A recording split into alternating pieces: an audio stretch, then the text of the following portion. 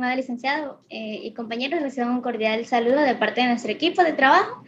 El día de hoy realizaremos lo que es la mesa redonda con el tema de los derechos humanos. A continuación mencionaré al grupo que está conformado por Tania Gallo, Daniela Parra, Celeste Velastegui, Carla Díaz, Erika Escobar y Cintia Escobar. Para empezar con la mesa redonda, daré una breve introducción sobre lo que es los derechos humanos. Los derechos humanos son normas que reconocen y protegen la dignidad de todos los seres humanos. Estos derechos rigen de manera en que los individuos viven en sociedad y en relación entre sí, al igual que sus relaciones con el Estado y las obligaciones del Estado hacia ellos. Empezamos con las preguntas. ¿Qué significa para ustedes lo que es el derecho humano? Señorita Cintia. Para mí son los que engloban derechos y obligaciones inherentes a todos los seres humanos, que nadie, ni el más poderoso de los gobiernos, tiene autoridad para negarlos. No hacen distinto de nacionalidad, lugar de residencia, origen, nacionalidad o ética, color, región, lengua, edad, partido político o condición social, cultural o económica. Respetarlos permite crear las condiciones indispensables para que los seres humanos vivamos dignamente en un entorno de libertad, justicia y paz. Los derechos son el derecho a la vida, a la libertad de expresión, a la libertad de opinión y de conciencia, a la educación, a la vivienda, a la participación política o de acceso a la información sobre algunos de ellos. ¿Cómo clasificaríamos los derechos humanos, señorita Tania? Bueno, en pocas palabras, los derechos humanos son el conjunto de prerrogativas sustentadas en lo que es la dignidad para el ser humano, cuya realización efectiva resulta indispensable para el desarrollo de cada uno de nosotros. Este conjunto de prerrogativas se encuentran establecidos dentro del orden judicial nacional. El derecho humano ha sido clasificado atendiendo a diversos criterios. Entre ellos podemos ver sobre la naturaleza, el origen, el contenido y por la materia a la que se refiere.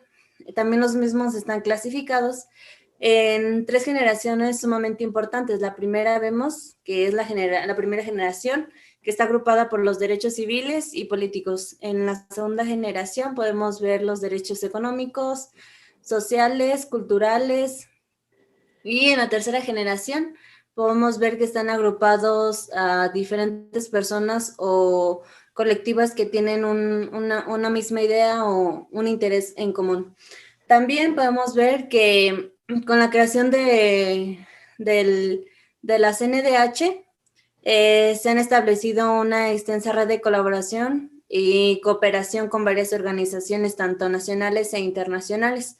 Esto con el fin de intensificar la relación con los sistemas universales y regionales de los derechos humanos, de tal forma que se aborden los temas de vanguardia en estos rubros y propongan e impulsen nuevas temáticas sobre la trascendencia. ¿Por qué deben de respetar todas las personas estos derechos, señorita Erika? Respetar a las personas es fundamental, porque cada persona es un ser humano y por lo tanto un ser moral. La mayoría de los individuos se demuestra que están violando la dignidad de la persona al abstenerse. Ahora existe la legislación de la mayoría de los países que obliga a los gobiernos a respetar los derechos humanos fundamentales de los ciudadanos, incluso cuando pueden o no ser dispuestos a hacerlo. ¿Cuáles son los derechos de los niños, señorita Carla?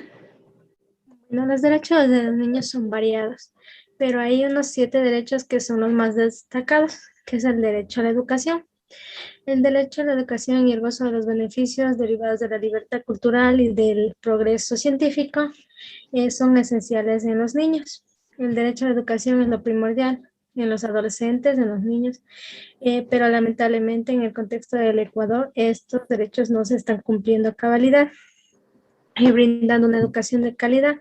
Además, se resalta que todos estos derechos son los responsables del gobierno, También dice que una educación sin derecho es aquella que nos están brindando el gobierno hoy en día, que no tienen unas infraestructuras adecuadas, material didáctico necesario para el estudio de los niños y también resalta los docentes incapacitados. Además, también hay un derecho que resalta mucho, que es el derecho a la protección social y a un nivel adecuado de la vida y el disfrute del nivel más alto de salud mental y física de un niño. También resalta el derecho al juego, ya que este nos permite mejorar la confianza entre los niños, además de favorecer la sociabilidad dentro de la sociedad y de saber cómo incrementar las competencias cognitivas, el desarrollo físico y emocional del mismo. El desarrollo de la protección. Todo niño tiene derecho a sentirse protegido en un ámbito social o familiar. El derecho a no ser separados de su familia. Los niños tienen este derecho a no ser separados de su familia, salvo que exista una orden judicial que verifique que la separación de los padres es por el bien del niño. El derecho a tener un nombre. Esto nos permite a que el niño tenga una identidad y una nacionalidad ya desde el nacimiento. Cabe destacar que cuando se le registra a un niño, se convierte en un ciudadano y tiene acceso a distintos derechos como son los de la educación y la salud. Derecho a opinar y a ser escuchado. La libertad de opinión y de expresión de este derecho incluye libertad de mantener opiniones y diferencias en las cuales los demás respeten. Estos derechos se pueden dar ya sea por medio orales, escritos o impresos. Gracias.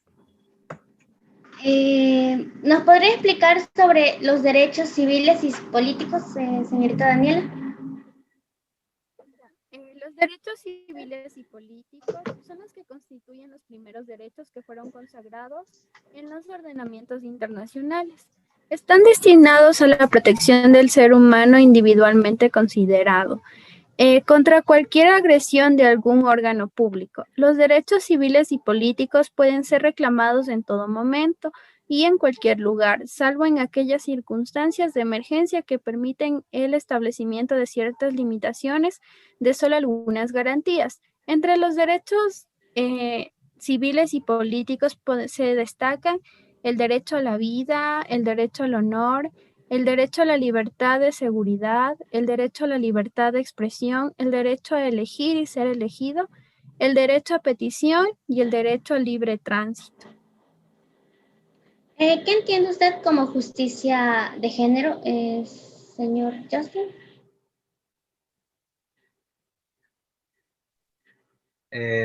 Yo voy a hablar sobre la libertad de expresión. Es el derecho de todo ser humano a expresar sus opiniones y comunicarlas, sin temor a represalias, censuras o sanciones. La libre expresión es un principio indispensable de las sociedades democráticas. La libertad de expresión forma parte del artículo 19 de la Declaración Universal de los Derechos Humanos. Este derecho conlleva a deberes y responsabilidades y está sujeta a ciertas restricciones a fin de respetar tanto los derechos o la reputación de otros, como el orden, la salud y la moral pública. La libertad de expresión, tal como dice, podemos expresarnos libremente, pero presenta igual ciertos límites desde el punto social y legal. Es decir, que la libertad de expresión es un derecho como tal, siempre y cuando no resulte un principio de daño o principio de delito para otros, porque estaría convirtiéndose en un acto punible. Para estos casos existen sanciones legales y la desaprobación social, como medidas para contrastar el daño ocasionado. ¿Nos podría explicar sobre los derechos de la mujer en la Constitución, señorita Celeste? En la Constitución menciona que las mujeres y las niñas tienen derecho al disfrute pleno y en condiciones de igualdad de todos sus derechos humanos y a vivir libres de todas las formas de discriminación. Esto es fundamental para el logro de los derechos humanos, la paz, la seguridad y el desarrollo sostenible.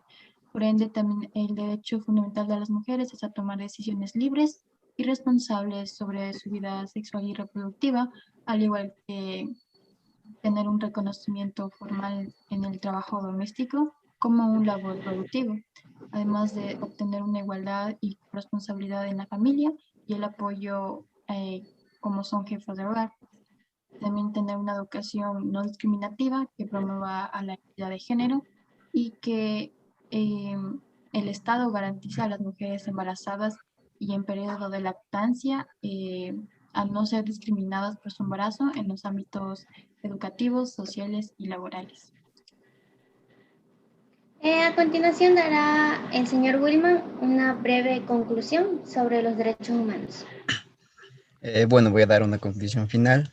Los derechos humanos son fundamentales para la vida, pues estos te ayudan a garantizar tu dignidad como persona, ser respetada, poder vivir de manera correcta y como todos los seres humanos se lo merecen.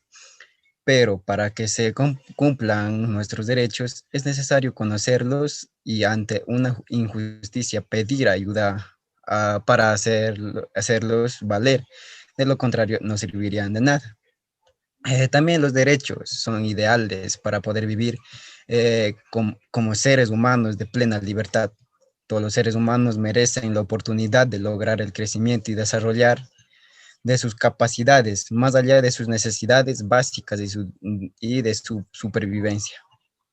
Pero no solamente es esto, sino también es una forma de vida que se traduce en la libertad de opinión, de acción, entre otros, logrando una pacífica interacción de las personas dentro de una sociedad. Son importantes en el sentido de igualdad de oportunidades y de desarrollo, pero también implica que nosotros como personas sepamos valorarlo ello y promover la diversidad, pero de manera pacífica, con verdadera justicia y de gran valor. Muchísimas gracias.